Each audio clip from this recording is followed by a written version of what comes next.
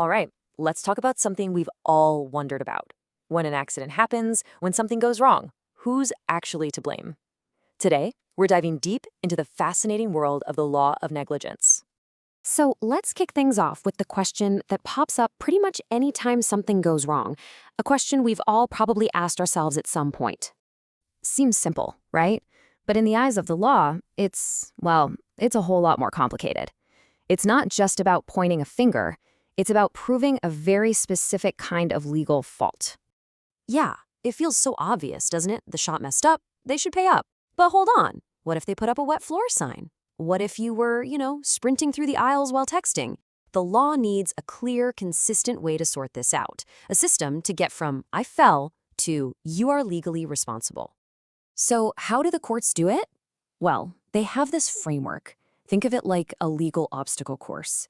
There are 3 big hurdles that you, the person who got hurt, have to clear to even have a chance. And here's the kicker. You have to prove every single one of them in order. If you trip up on even one, that's it. Your case is pretty much done. So let's break them down one by one. So, hurdle number 1, duty of care. This just means the person you're suing actually had a legal responsibility to be careful around you in the first place. But, think about it. Does a shop owner in London owe a duty of care to someone in Tokyo? Of course not. So where do you draw the line? Well, the answer actually comes from this incredible quote all the way back in 1932. It basically set up what we now call the neighbor principle. And the key idea here is foreseeability. You owe a duty of care to people you could reasonably guess might get hurt if you're careless. They're your neighbors in a legal sense. Okay, so you've cleared hurdle 1. Now for the big one, breach of duty. This is the fault part. Did the person actually mess up? The law has this fascinating way of judging it. It doesn't ask if they're a perfect person. It asks, how would a reasonable person have acted in that same situation? And you might be surprised just how strict this reasonable person standard is. Check out this classic case. A learner driver gets into a crash and hurts her instructor. You think the court would cut her some slack, right? She's a learner.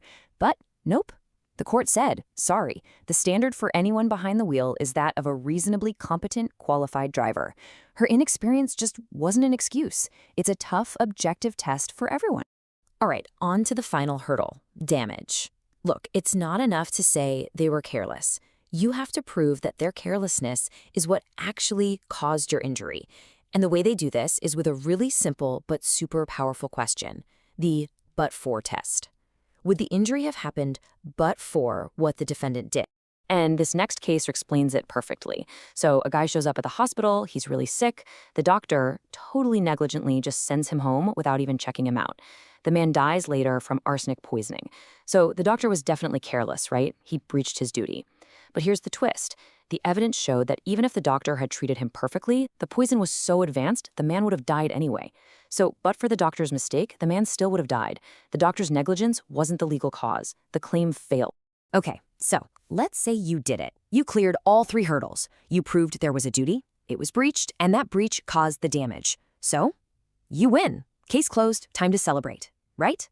Well, not always. The fight isn't over just yet. Because now the ball is in the other court. Even if you've proven your case, the defendant gets to fight back, and they have some powerful tools to do it called defenses. And to really get this, we need to talk about a pretty wild real-life case. It all starts, as so many terrible stories do, with 2 friends and a lot of whiskey. So after drinking for hours, one of them says, hey, I've got a pilot's license and a small plane. Let's go for a spin. And his friend, for whatever reason, thinks this is a great idea and hops in. And as you can probably guess, it ends in absolute tragedy. The plane crashes, the pilot dies, and the passenger is very badly hurt. So the passenger decides to sue the pilot's estate. Think about it. The pilot owed him a duty of care, right? And he definitely breached it by flying drunk. So the passenger should win, shouldn't he? This is where the defenses come in, or, as we're calling it here, how to get away with it. How can someone who is so obviously at fault still walk away without paying a dime? The big one here is a defense called consent. It's based on this old Latin saying, volenti non fit injuria, which basically means if you're willing, no injury is done. In other words, if you willingly and knowingly accept a risk, You can't turn around and sue when that exact risk comes to pass. And that's exactly what the court said here.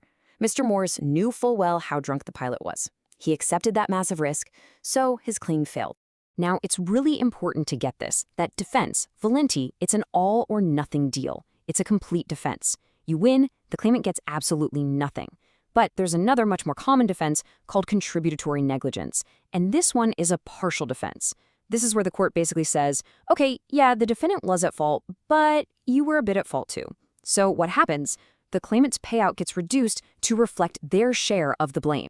So, let's circle all the way back to that shop. Remember, you slipped on a wet floor, the shop was negligent, but you were running while glued to your phone. So now what?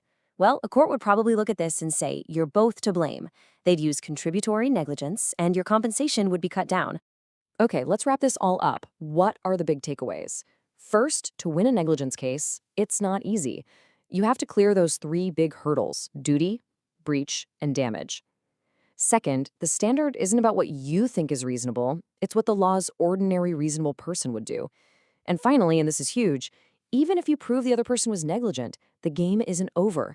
They can fight back with powerful defenses like consent, or by arguing you were partly to blame too. All of this really makes you think, doesn't it?